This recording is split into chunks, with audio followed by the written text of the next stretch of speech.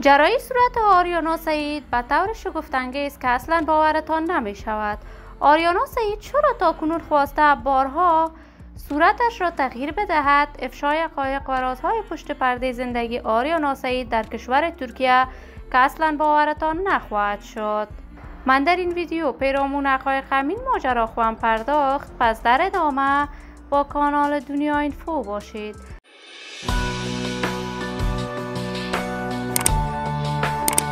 سلام و سلامتی ایام به کامتان باد. شما را خوش آمدید میگم به یکی دیگر از ویدیوهای جذاب کانال دنیا اینفو. برای دوست شدن با این کانال علامت سابسکرایب را فشار دهید تا از ویدیوهای دیگر کانال دنیا اینفو هم آگاه شوید. آریانا سعید یکی از هنرمندان بی‌بدیل، نام‌آشنا، مشهور و محبوب افغانستان بوده است. شهرت و محبوبیت خاص در میان هنرمندان افغانستان داشته است.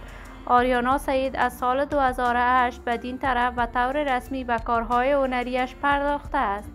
علاقمندان و طرفداران آریانا سعید در سرتاسر افغانستان حتی از مرزهای افغانستان عبور کرده است. آریانا سعید تاکنون چندین بار صورتش را عملهای زیبایی کرده است و خواسته شکل و شمایل خودش را مانند مدلان خارجی بسازد، ولی تاکنون این عملهای جراحی آریانا سعید مورد حمایت مردم افغانستان قرار نگرفته است، حتی بارها مورد نقد نظر قرار گرفته است. ولی آریانا سعید تاکنون در این باره ابراز نظر نکرده است. وی بارها بیان کرده است این زندگی شخصی خودم است و هر طوری که بخواهم زندگی خواهم کرد. آریانا سعید اکنون در ترکیه است و مصروف کارهای تجاریش می باشد.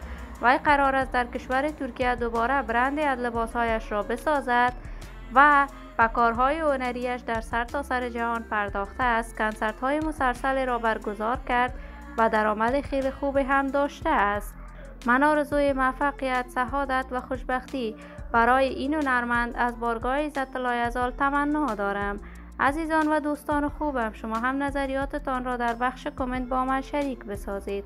اگر تا هنوز دوست کانال دنیا اینفو نشدید، پس برای عضویت با این کانال علامت سابسکرایب را فشار دهید. صحت و سلامتی برای شما نازنینان از بارگاه عزت لایزال تمنا دارم. تا درود دیگر، هر یک از شما خوبان را به الله سپرده موفق کامیاب باشید.